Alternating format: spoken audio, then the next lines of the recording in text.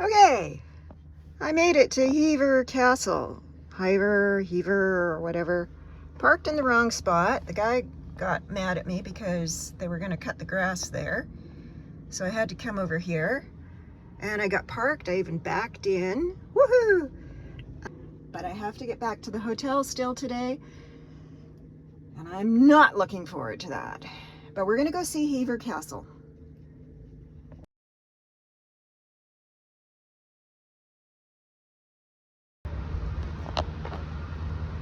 There's a church back there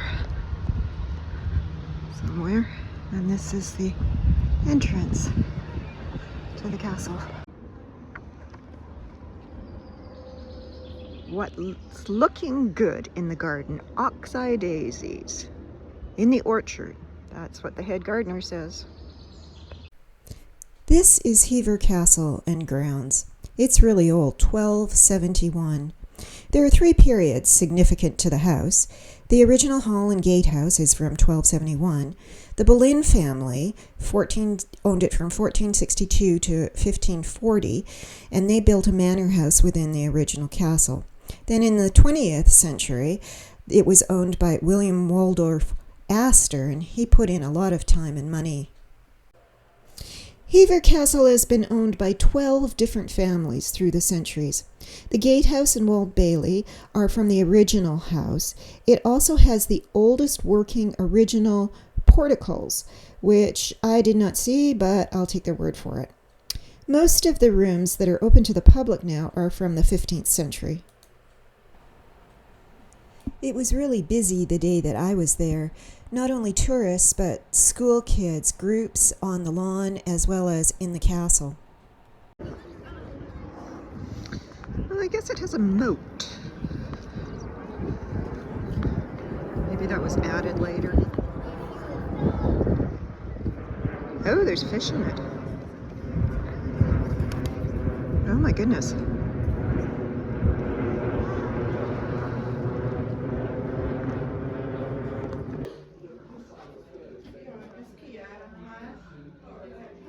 This is the medieval part of the castle.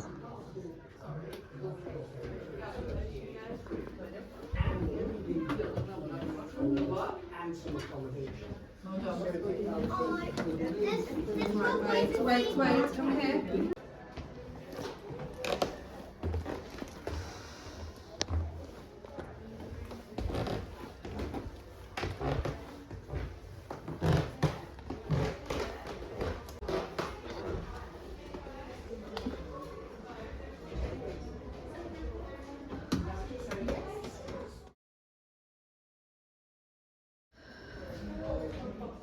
So I'm not quite sure what room that is down there. Maybe we'll see it later. But the carving and the woodwork is amazing.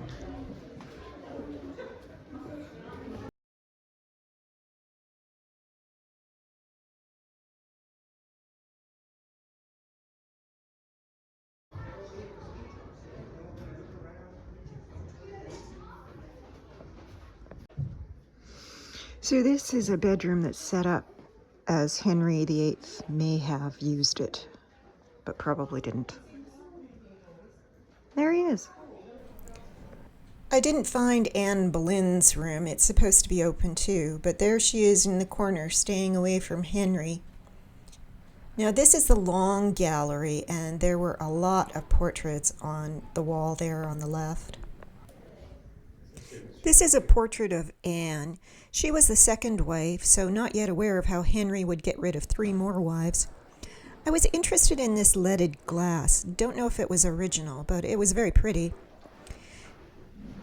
William Waldorf Astor bought the estate in 1903. Apparently it was neglected and in rough shape. He had this sitting room rebuilt, and it has been kept as it would have been when he lived there. In the 14th century, the walls, tower, moat, and great hall were built. So there was really a moat back then. This is the yew maze. It was put in by Astor in the early 1900s.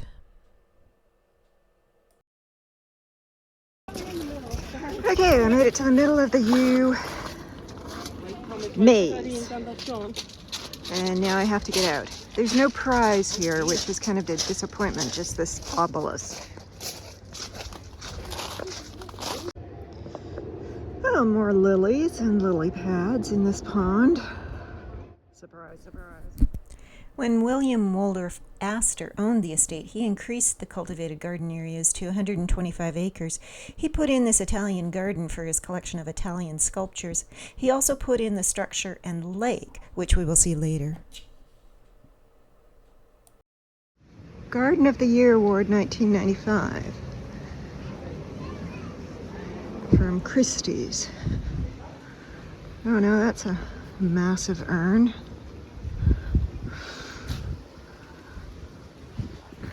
And there's another one down at the end. Somebody spends a lot of time cutting the grass. Aha, all the fake Italian frescoes. Just what every garden needs. And a column. Lots of pretty plants, and it looks like they're kept up quite nicely. Oh, I do love the, I think that's an oak leaf hydrangea. I could be wrong.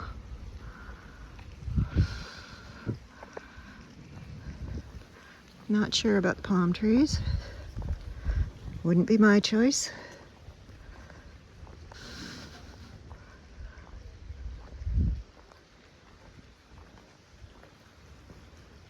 Do love that rose with the really big single blooms.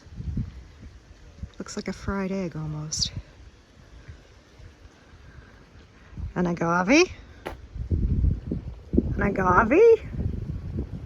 Why do you want an agave?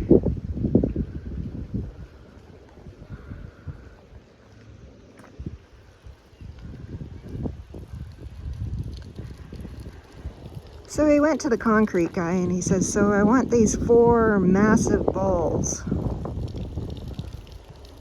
Okay. Why?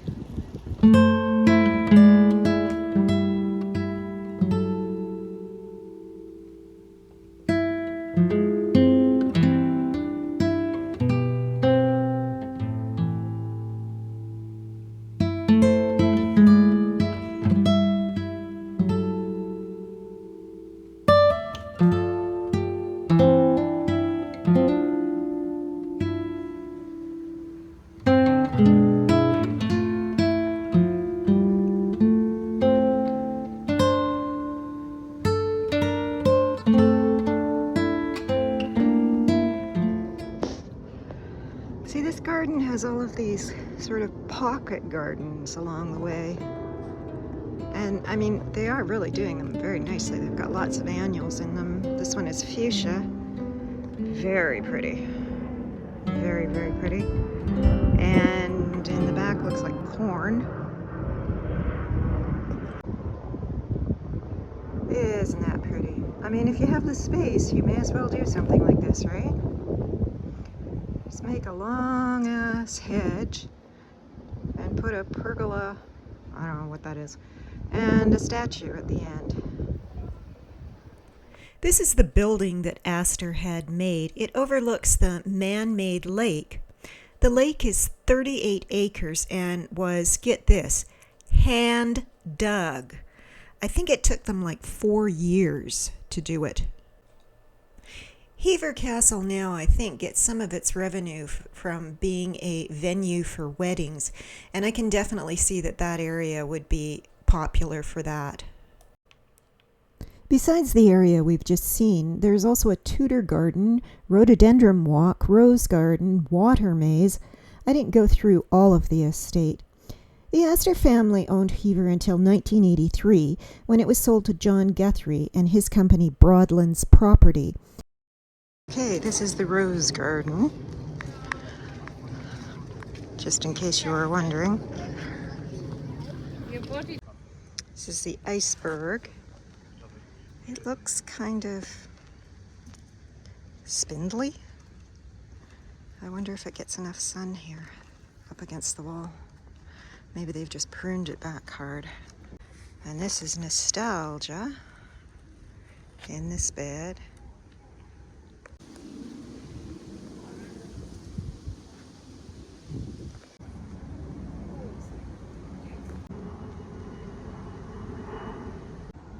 have a lot of roses.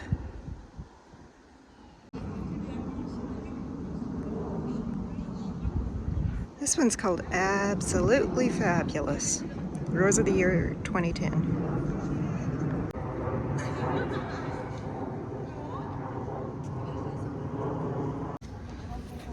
This is almost like a blue rose, or as close as they can come, I would think.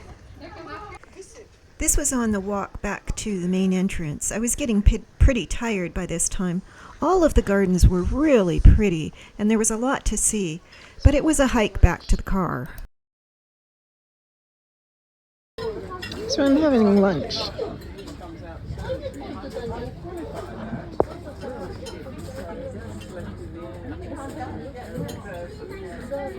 I think he's hoping for handouts.